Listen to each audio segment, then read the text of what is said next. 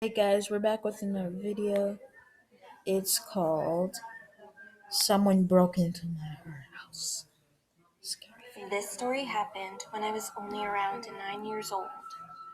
We lived in a basic 2-story house in a very small village with only about 100 people.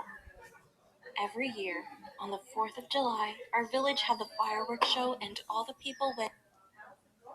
My bad. Only about 100 people.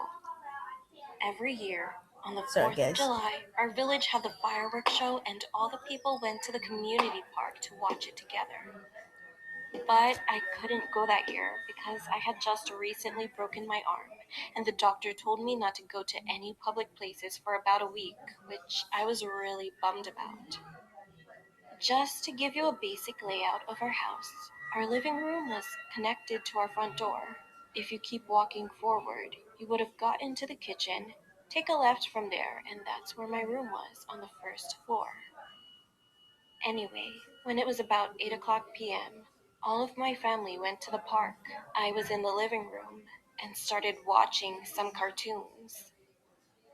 About half an hour had passed. I was getting tired, so I turned off the TV and went to my bedroom. I took off my glasses and started to doze off soon. I was almost asleep when I heard the front doorknob turning. I thought it was my family getting back from the park. So I got up and looked out of my room. I hadn't put my glasses back on, so everything was a bit blurry. But I could see clearly that there was only one person in the window. Seeing that not everybody was in front of the door, I felt a little scared, so I shut my bedroom's door and went back to my bed. But then I heard the door open and then close. I immediately noticed that I didn't lock the door, which my mom had asked me to do before she left. I wanted to punch myself. Then I heard a faint voice say, "Hello, is anybody home? I have some candy. I can give it to you if you want. Just come out of the room that you're in." I quickly got off my bed and hid under it. I tried to be as quiet as possible, but because of my arm, it hurt so bad that I started crying. At the time, I didn't have a cell phone, so it was impossible to call the police. The man was walking towards the kitchen. Soon, he opened my room's door, and I covered my mouth to not make any noises. I saw the man walk up to my bed and stop.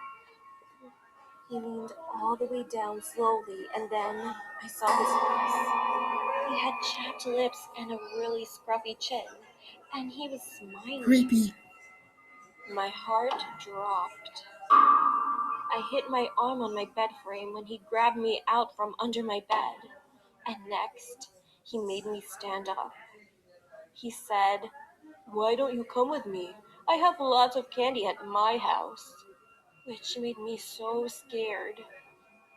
I couldn't move or say anything but just cried while he stared at my face.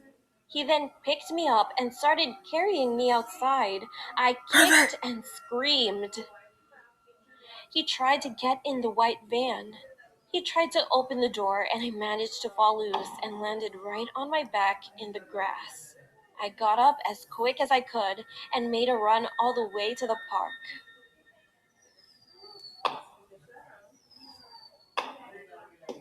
I found my family and told them everything that just happened to me while crying.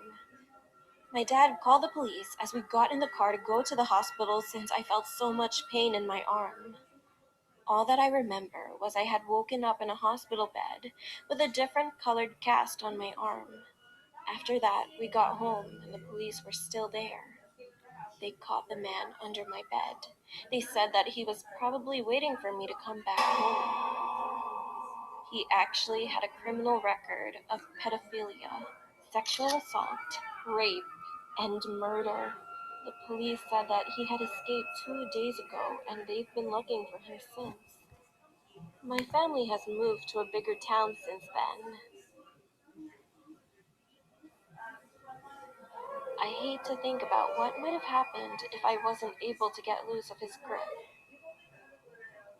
But it comes to my mind every day.